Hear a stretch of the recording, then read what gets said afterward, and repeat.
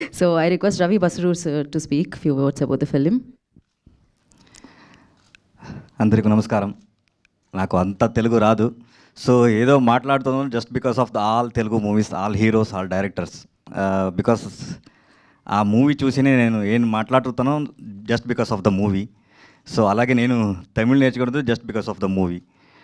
So చాలా time నుంచి I'm a big fan of all music director here, especially Mani Sharma sir. So ఆయన పాట అన్నీ విని విని విని విని సో కమర్షియల్గా పాట అంటే ఇలా ఉండాలి అని మనసుతో అనుకుంటాను actually. So coming to this point, Veera Chandrahasa, మనకందరికీ ఒక ఆప్షన్ దొరుకుతుంది, లైక్ భగవంతుడు ఇచ్చేస్తారు. సో మ్యాజిక్ స్టిక్, అది వచ్చిన తర్వాత ఆ మ్యాజిక్ స్టిక్ని రైట్గా యూజ్ చేయాలి. సో ఇది నా రెస్పాన్సిబిలిటీ. సో ఒక 8th స్టాండర్డ్ ఫెయిల్, లైఫ్లో నేను చూసేది అన్ని డిజాస్టరే. అప్ టు ఉగ్రం వచ్చిన తర్వాత ప్రశాంత్ సార్ నన్ను చూసి ఈయన ఏదో చేస్తాడు అని సెలెక్షన్ వరకు, so my life is like disaster. ఏం టచ్ చేసినా అది డిజాస్టర్.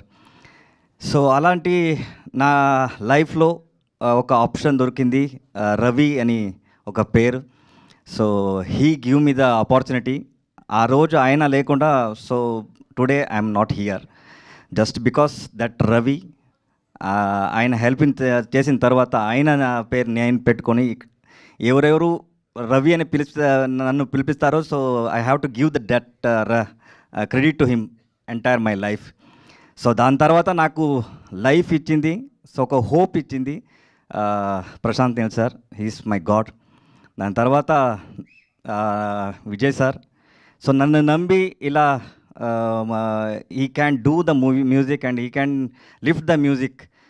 సో ఒక కొత్త డైమెన్షన్ ఓపెన్ అయింది నా మైండ్లో.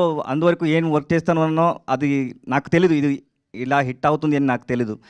When I get the first response from Hyderabad theatre, Prashanth sir చెప్పారు, సో థియేటర్లో హడావుడి అవుతుందంట అని. సో ఇదన్నీ విని తర్వాత ఐఎమ్ నాట్ ఏంది, నా ఫేస్ ఎవరికూ తెలీదు, అందరికీ తెలుసు రవి బస్రూరు మ్యూజిక్ చేశారని. So thanks for that love, just because of you guys.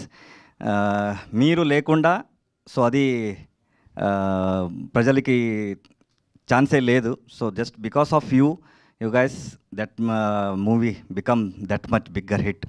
దాని తర్వాత